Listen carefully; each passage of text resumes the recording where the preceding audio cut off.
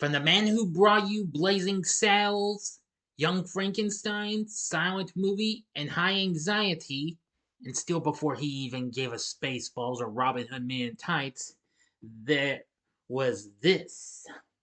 From Mel Brooks himself, let's talk about History of the World Part 1. Bad Days, Entertainment Rankings and Reviews.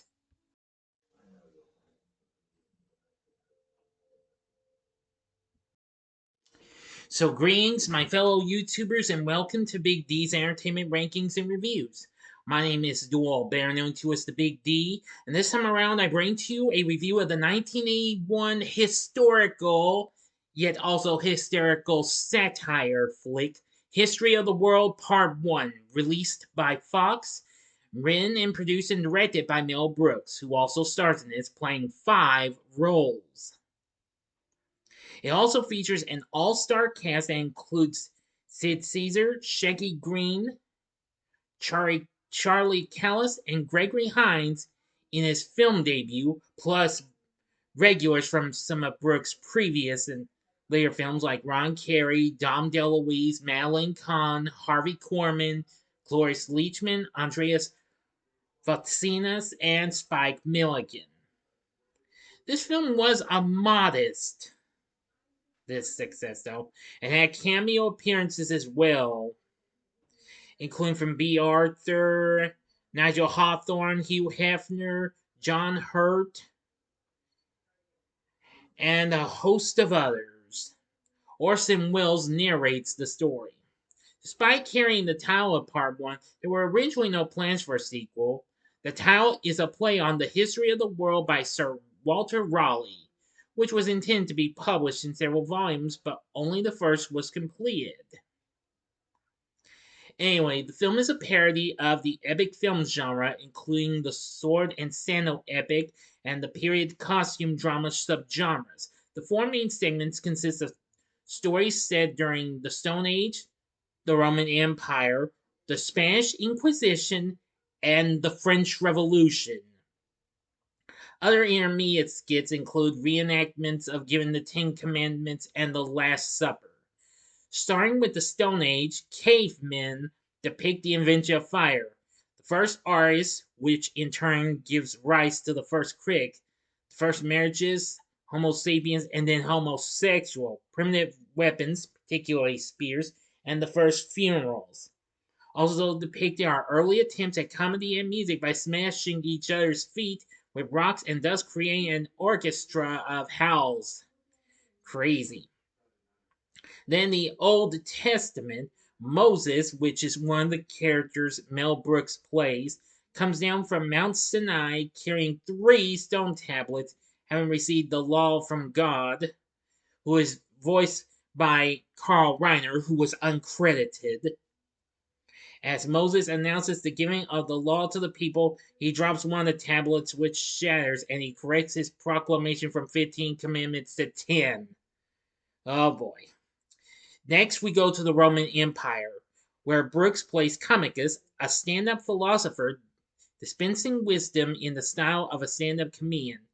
He is notified by his agent Swiftus, played by Carey, that he has landed a gig at Caesar's palace. En route, he meets and falls in love with a Vestal virgin named Miriam, played by Mary-Margaret Humes in her introduction to us, and befriends an Ethiopian slave named Josephus, played by Gregory Hines.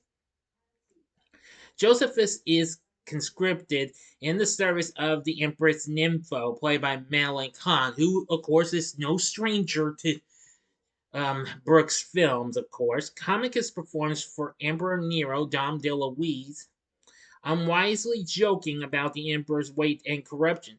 Josephus absentmindedly pours a jug of wine into Nero's lap, and they are ordered to perform a gladiatorial fight to the death. They instead fight their way out of the palace, assisted by Miriam and Empress Nympho. Comicus, Josephus, and Swiftus briefly take refuge in Nympho's palace, posing as eunuch guards. When Josephus Visible arousal exposes them as imposters. They are chased by soldiers led by Marcus Vindictus, played by Shecky Greene. They escape in a car pulled by a horse named Miracle, like a huge marijuana joint, to put the pursuing soldiers into a stupor.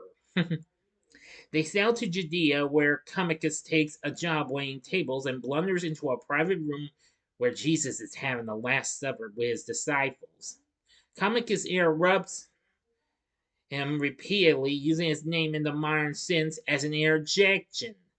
Leonardo da Vinci arrives to paint the group's portrait, directing them to all sit on the same side of the table with Comicus behind Jesus, where his raised platter looks like a halo. Oh boy. I know this is only a movie, and I'm not trying to make fun of any religion bits in any ways, thank you. Now where was I? Oh yes. The next bit is the Spanish Inquisition. And that segment parodies a grandiose Busby Berkeley style production consisting of an extended song and dance number featuring Brooks as the infamous Torquemada. The sequence opens with a herald introducing Torquemada and making a play on his name despite pleas for mercy from the condemned. You can't torque me at anything. Torque me out of nothing. Well, you know what I'm saying. That means talk him out of anything. Yeah, Torquemada. Torquemada. I'm sorry if I mispronounced it. My apologies. Instances of comical torture includes a spinning Iron Maiden and water torture reimagined with nuns performing an Esther Williams style aquatic ballet. Jackie Mason and Ronnie Graham supply cameos as Jewish torture victims. Ooh. Now I'm going to go to the French Revolution. This is the final act in the ending, so if you don't want to hear the rest of this film, I advise you to fast forward to the time below to avoid the rest of the film, okay? But if you've seen the movie already, please continue, okay? Here we go.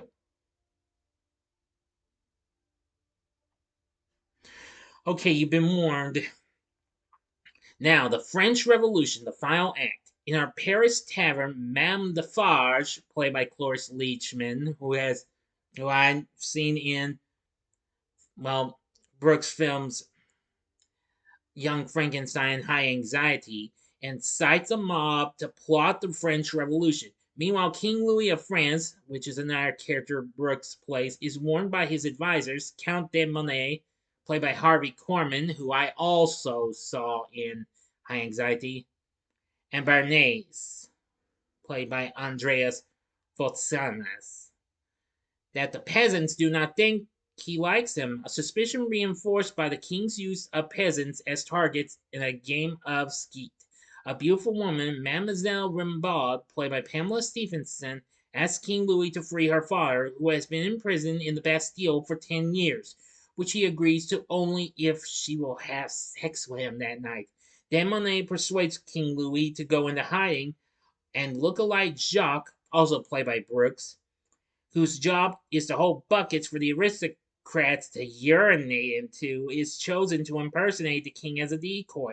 That night, Rimbaud visits Jacques, believing him to be Louis, to consummate the deal to free her father, but he pardons him without requiring sexual favors. After Rimbaud and her senile father, played by Spike Milligan, return from the prison, peasants burst into the room and take King Jacques to the guillotine. When Rimbaud exclaims that only a miracle can save him, Josephus inexplicably arrives in the cart pulled by Miracle, and they escape right off toward a mountain carved with the words, "The End."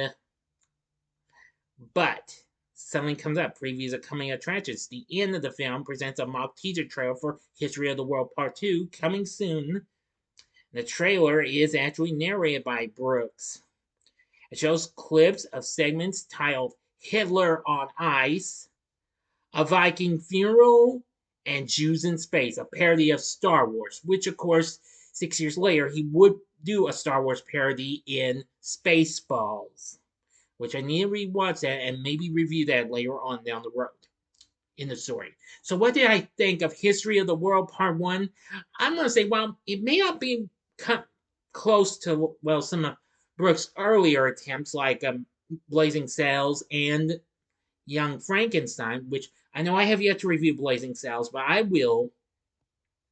But anyway, it's still pretty comical and what have you. And I really did enjoy the performances from Mel Brooks, DeLuise, Madeline Kahn, Harvey Korman, Cloris Leachman, Ron Carey, Gregory Hines. Oh, the list goes on. Yeah, and there's all sorts of fun-filled characters you see. Yeah, but I'm gonna say this was just so funny and what have you. Its reviews were mixed though, and the film went on to make 31 million at the box office. Although it opened the same weekend as Raiders of the Lost Ark and Clash of the Titans, it finished fourth behind the latter two, along with Cheech and Chong's Nice Dreams. Yeah. Though it was considered a failure in ways, because the film had been tracking well and Brooks' previous films had been so successful. And while this was Brooks' first film to get the R rating, at least I think it was his first one. Anyway, it was rated R for crude sexual humor, language, comic violence, sex and nudity, and drug use. When the MPAA gave out the details of what their ratings were for.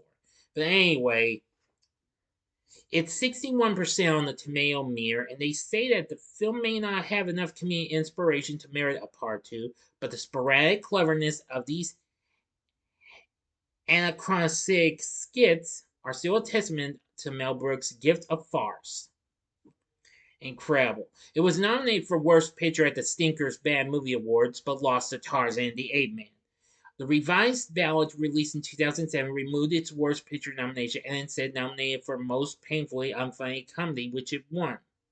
It also garnered a Worst Song nomination for, well, at the same ceremony for the Inquisition, but it lost to Baby Talk from the film Paternity. I've actually never heard of that film.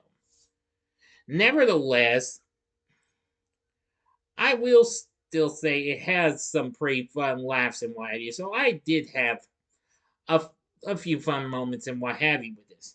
While there may not have been an actual part two, but after 40 years, we actually finally will get one, but in a limited series event. Now, I'm reviewing this in order to promote the brand new limited series event of History of the World Part 2, which will be premiering, well, next week on Hulu, which they, along with Searchlight Television, in their, which of course is a division of 20th Century Studios' sister company, Searchlight Pictures. This would be their second show. And it's going to feature Wanda Sykes, Ike Barinholtz, and Nick Kroll. Brooks will be producing and writing the series as well. So I'm hoping for the best of luck that this turned out to be good. I've already seen previews of it. It looks like it'll be a pretty good series. But overall, History of the World Part 1, it's absolutely crazy, what have you. It may not be Mel Brooks' best film, but it still provides some humorous moments. So overall, would I recommend the film? Well, I'd say maybe give it a one-time watch if you're a hardcore Mel Brooks fan. Oh yeah, another thing about this is John Morris's score for the film. That was good too. I almost forgot about the score. But anyway, still with a big all-star cast, this film is worth looking into once. Again, give it a one-time watch, or unless you're a die-hard Mel Brooks fan. So that's about it. What did you think of History of the World Part 1? Let me know in the comment section below. If you like this video, click the like button, subscribe, and be a part of the Big D Nation. Join me next time when I bring to you my next Saturday morning TV log, which will be on Wheelie and the Chopper Bunch. So I do hope you enjoyed this video, and if you did, check out these other crazy satire type spook films. And the upper left hand corner is my review of one real bad film, but even so, it is kind of makes you feel like you're seeing it, but with characters of previous films, which would be Epic Movie from 2007. The upper right hand corner is my re-review of the cult classic UHF from 1989. Or if you'd like another help out Mel Brooks, go to the bottom left hand corner and see my review of Young Frankenstein from 1974. And the bottom right hand corner is the button you can click to subscribe. If you like rankings and reviews on movies, TV, music, video games, etc., then I'm your guy. Thanks for watching. Until next time, I'm the Big D saying, see ya.